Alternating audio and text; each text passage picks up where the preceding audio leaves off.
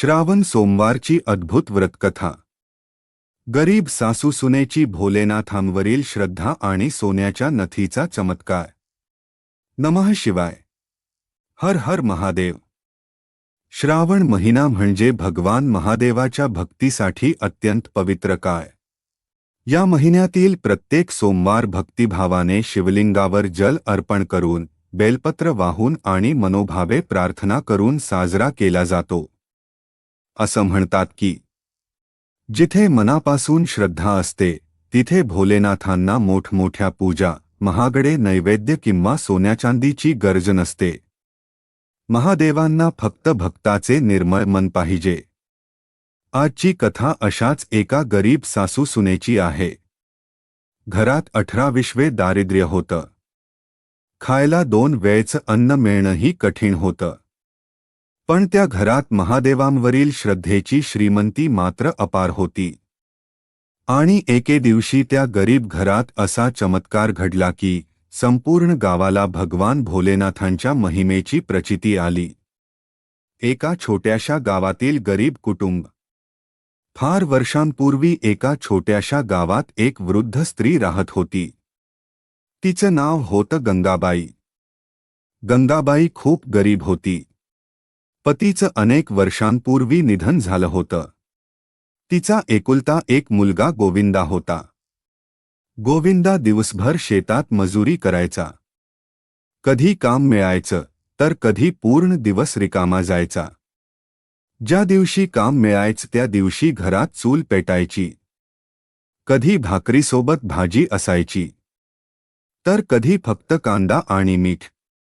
पण गंगाबाई नेहमी म्हणायची, देवाने जे दिलंय ते समाधानाने खायचं. आपल्या नशिबात जे आहे तेवढंच मिळतं. गंगाबाई भगवान शिवाची भक्त होती. तिच्या छोट्याशा घराच्या एका कोपऱ्यात मातीचे एक शिवलिंग होतं. दर सकाळी उठल्यावर ती त्या शिवलिंगावर पाणी अर्पण करायची. दोन्ही हात जोडून म्हणायची, देवा भोलेनाथा, आमच्या घरात पैसा नको, पण तुझी भक्ती कधी कमी होऊ देऊ नकोस. घरात आली एक भक्त सून. काही वर्षांनी गोविंदाचं लग्न झालं. त्याच्या घरी सीता नावाची सून आली. सीता अतिशय साधी, शांत आणि संस्कारी मुलगी होती. तिला कोणत्याही गोष्टीचा गर्व नव्हता. सासू गरीब आहे म्हणून तिने कधी तक्रार केली नाही. घरात जे मिळेल ते आनंदाने खायची. सासूची सेवा करायची. आणि सर्वात महत्त्वाचं म्हणजे सीता भगवान शिवाची अत्यंत मोठी भक्त होती. तिच्या माहेरी प्रत्येक श्रावणात शिवाची पूजा केली जायची. श्रावण सुरू झाला की ती पहाटे उठायची, अंगण स्वच्छ करायची आणि शिवलिंगावर जल अर्पण करायची. एके दिवशी तिने सासूला सांगितलं, आई, उद्या श्रावण सोमवार आहे. मला गावातल्या शिवमंदिरात जाऊन महादेवांचा अभिषेक करायचा आहे. गंगाबाईने लगेच उत्तर दिलं, नको ग सीते. घरात एवढं काम आहे. सकाळपासून संध्याकाळपर्यंत कामच काम आहे. तू मंदिरात गेलीस तर घर कोण सांभाळणार? सीता शांत झाली. तिने पुन्हा काहीही बोललं नाही. पण तिच्या मनात एकच विचार होता, महादेवांना भेटायची माझी इच्छा चुकीची आहे का? श्रावण सोमवारची भक्ती. दुसऱ्या दिवशी पहाट झाली. गावातील मंदिरात घंटानाद सुरू झाला. सगळीकडे हर हर महादेव, नमः शिवाय असा जयघोष ऐकू येत होता. गावातील स्त्रिया आणि मुली हातात पूजा साहित्य घेऊन मंदिराकडे जात होत्या. सीता मात्र घरातच होती. ती घरकाम करत होती. पण तिच्या डोळ्यांसमोर सत शिवलिंग येत होतं.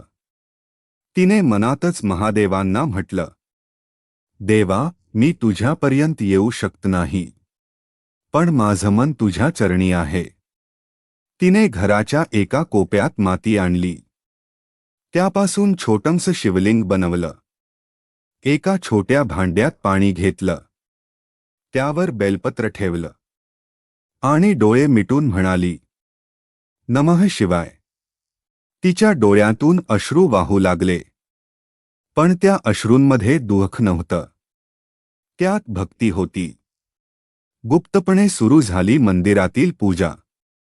असं काही दिवस चालू राहिलं. एके दिवशी गावातील काही मुली सीतेला भेटल्या. त्यांनी विचारलं, सीता, तू आमच्यासोबत मंदिरात का येत नाहीस? सीतेने सगळं सांगितलं. मुलींना तिची भक्ती पाहून वाईट वाटलं. त्यांनी तिला सांगितलं, तू काळजी करू नकोस. सकाळी आम्ही तुला घेऊन जाऊ. घरचं काम लवकर उरक आणि आमच्यासोबत ये. त्या दिवसापासून सीता गुपचूप मंदिरात जाऊ लागली. पहाटे घरातील कामं पूर्ण करायची आणि मग गावातील मुलींसोबत शिवमंदिरात जायची. मंदिरात पोहोचल्यावर ती महादेवांचा अभिषेक करायची. शिवलिंगावर पाणी अर्पण करायची. बेलपत्र वाहायची आणि हात जोडून एकच प्रार्थना करायची, भोलेनाथा, माझ्या सासूला सुखी ठेव. माझ्या पतीला काम दे. आमच्या घरातून दारिद्र्य दूर कर. पण सर्वात आधी मला तुझी भक्ती दे. तिच्या या प्रार्थनेत स्वतःसाठी काहीच नव्हतं. श्रावणाचा शेवटचा सोमवार. असं करता करता श्रावण महिन्याचा शेवटचा सोमवार आला. त्या दिवशी मंदिरात मोठी पूजा होती. सगळ्या स्त्रिया सजून मंदिरात आल्या होत्या. सीताही मंदिरात पोहोचली. तिने महादेवांना जल अर्पण केलं. बेलपत्र वाहिलं. फुलं अर्पण केली आणि बराच वेळ शिवलिंगासमोर बसून राहिली. तिच्या मनात एक विचार आला, देवाला मी आज काय अर्पण करू? तिच्याकडे फळं नव्हती. मोठा नैवेद्य नव्हता. सोनचांदी नव्हतं. तेवढ्यात तिच्या हाताला स्वतःच्या सोन्याच्या नथीचा स्पर्श झाला. ती नथ तिच्या आईने लग्नाच्या वेळी तिला दिली होती. सीताने नथ हातात घेतली. क्षणभर ती थांबली. तिच्या डोळ्यांसमोर आईचा चेहरा आला. मग तिने महादेवांकडे पाहिलं आणि म्हणाली, देवा, ही माझ्या आईची आठवण आहे. पण माझ्यासाठी माझ्या आईपेक्षाही तू मोठा आहेस. माझी भक्ती खरी असेल तर हे अर्पण स्वीकार. आणि तिने आपली सोन्याची नथ शिवलिंगाच्या चरणी ठेवली. डोळे मिटले. मनापासून प्रार्थना केली आणि मंदिरातून घरी निघाली. घरी पोहोचताच संकट. घरी आल्यानंतर सीता नेहमीप्रमाणे घरकाम करू लागली. काही वेळाने गंगाबाईच्या लक्षात आलं की सीताच्या नाकात नथ नाही. गंगाबाईने विचारलं, सीते, तुझी नथ कुठे आहे? सीता शांत राहिली. गंगाबाईने पुन्हा विचारलं, मी तुला विचारते, नथ कुठे गेली? सीता म्हणाली, आई, ती मी महादेवांना अर्पण केली. हे ऐकताच गंगाबाईला राग आला. ती म्हणाली, काय? घरात अन्नासाठी पैसे नाहीत आणि तू सोन्याची नथ देवाला देऊन आलीस? सीता डोळे खाली करून उभी राहिली. ती म्हणाली, आई, माझ्याकडून चूक झाली असेल तर मला माफ करा. पण मी ती लोभाने दिली नाही. माझ्या मनापासून महादेवांना अर्पण केली. गंगाबाईचा राग शांत झाला नाही. ती म्हणाली, आता घरात शोध. कुठे पडली असेल तर शोधून आण. सीता सगळीकडे शोधू लागली.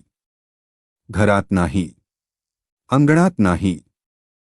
स्वयंपाक घरात नाही. कपड्यांमध्ये नाही. शेवटी गंगाबाईने शेणाने थापलेल्या उपल्यांकडे बोट दाखवलं. इथेही शोध. सीता तिथे गेली. तिने एक एक उपला बाजूला करायला सुरुवात केली. आणि अचानक तिच्या हाताला काहीतरी चमकलं. ती थांबली. तिने तो उपला बाजूला केला. आणि जे दृश्य तिच्या डोळ्यांसमोर होतं ते पाहून ती अवाक झाली. भोलेनाथांचा अद्भुत चमत्कार. तिथे एक नथ नव्हती, अनेक सोन्याच्या नथी होत्या. सीता काही क्षण काहीच बोलू शकली नाही. गंगाबाई धावत तिथे आली. तिने ते दृश्य पाहिलं. तिच्या हातातून टोपली खाली पडली. ती स्तब्ध झाली. हे हे कसं शक्य आहे? सीताच्या डोळ्यात अश्रू आले. तिने हात जोडले आणि आकाशाकडे पाहत म्हणाली, भोलेनाथा. गंगाबाईच्या डोळ्यांतही अश्रू आले. तिला त्या क्षणी आपल्या सुनेची भक्ती समजली. तिला जाणवलं, देवाला अर्पण केलेली वस्तू महत्वाची नव्हती. सीतेचं मन महत्वाचं होतं. गंगाबाई सीतेजवळ गेली. तिने तिच्या डोक्यावर हात ठेवला आणि म्हणाली, सीते, मला माफ कर. मी तुझ्या भक्तीला समजून घेतलं नाही.